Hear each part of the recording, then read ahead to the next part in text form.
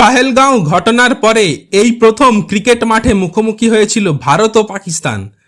গতকাল এশিয়া কাপের সেই ম্যাচে পাকিস্তানকে হারানোর পরই ভারত অধিনায়ক সূর্যকুমার যাদবের মুখে পাহেলগাঁও ঘটনার কথা উঠে আসলো। আপনাদের জানিয়ে রাখি যে গতকাল আবার ভারতের টি-20 ক্যাপ্টেন সূর্যকুমার যাদবের জন্মদিন ছিল। সেটা আরও স্পেশাল হয়ে উঠল পাকিস্তানকে হারিয়ে। তিনি নিজে 47 রানে অপরাজিত থাকেন, ছক্কা মেরে ম্যাচ শেষ করেন। ম্যাচ ভারত জেতে 7 উইকেটে। আর সবশেষে এসে সূর্যর বক্তব্যে মুগ্ধ দেশের ক্রিকেট ভক্তরা। তিনি বলেন, আমরা পাহেলগাঁও জঙ্গি হানায় নিহতদের পরিবারের পাশে আছি, তাদের জন্য আমাদের সমবেদনা রইল। আর আমাদের আজকের জয় ভারতীয় সেনাবাহিনীকে উৎসর্গ করতে চাই, তারা এভাবেই আমাদের অনুপ্রাণিত করুক। প্রসঙ্গত আরও একটা কথা জানিয়ে রাখি যে রবিবার নিয়মমাফিক টস করতে নামেন দুই অধিনায়ক, কিন্তু টস হয়ে যাওয়ার পর প্রথা মেনে তারা হ্যান্ডশেক করেননি। এমনকি ম্যাচ শেষেও হ্যান্ডশেক করেননি সূর্যরা। এদিকে পাকিস্তানি কোচ মাইক হেসন সংবাদ সম্মেলনে প্রকাশ করেন কেন সালমান আগা ম্যাচ পরবর্তী প্রেজেন্টেশনে যাননি।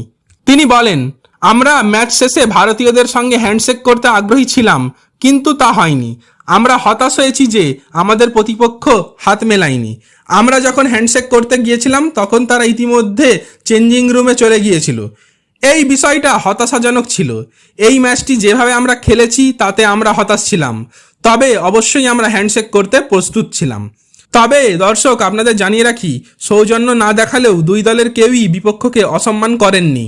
ম্যাচের পর সাংবাদিক সম্মেলনেও টিম ইন্ডিয়ার অধিনায়কের মুখে একই কথা। তিনি সাংবাদিক সম্মেলনে বলেছেন, কয়েকটা কথা বলতে চাই, এর থেকে ভালো সুযোগ হয়তো পাবো না। আমার মনে হয় স্পোর্টসম্যানশিপের ঊর্ধ্বেও কিছু জিনিস আছে। আমরা পাহেলগাঁওয়ের নিহতদের পরিবারের পাশে আছি, তাদের পরিবারের প্রতি সমবেদনা রয়েছে, ভারতীয় সেনাবাহিনীরও পাশে রয়েছি। আমরা এখানে আসার সময়ই সিদ্ধান্ত নিয়েছিলাম যে খেলতে আসছি, এর যোগ্য জবাব দিতে চেয়েছিলাম, মাঠেই এর যথাযথ জবাব দিয়েছি। বিসিসিআই এবং কেন্দ্রীয় সরকারের সঙ্গে আমরা সম্পূর্ণ একমত। এর পরে একটা ছোট আপডেট আছে, সেটা হলো দীর্ঘ 6 বছর পর বঙ্গ ক্রিকেটের মসনদে ফিরলেন সৌরভ গাঙ্গুলি। 3 বছর পর ফিরলেন ক্রিকেটের প্রশাসনিক পদে। সিএবি সভাপতি হিসেবে মনোনয়ন জমা দিলেন সৌরভ। বিনা প্রতিদ্বন্দ্বিতায় বঙ্গ ক্রিকেটে দ্বিতীয় ইনিংস সূচনা করছেন মহারাজ। সভাপতি পদে ফিরেই মহারাজ বলে দিলেন, সিএবিতে কোনো বিরোধী নেই, তবে নির্বাচনের জন্য প্রস্তুত ছিলাম। 1.5 বছর ধরে নির্বাচনের জন্য লড়েছি, বিভিন্ন জেলায় ছুটে গিয়েছি। সুতরাং সৌরভ গাঙ্গুলিকে অনেক অনেক অভিনন্দন। সুতরাং এই ছিল আজকের আপডেট। কেমন লাগলো কমেন্ট করে আমাদের জানাতে পারেন।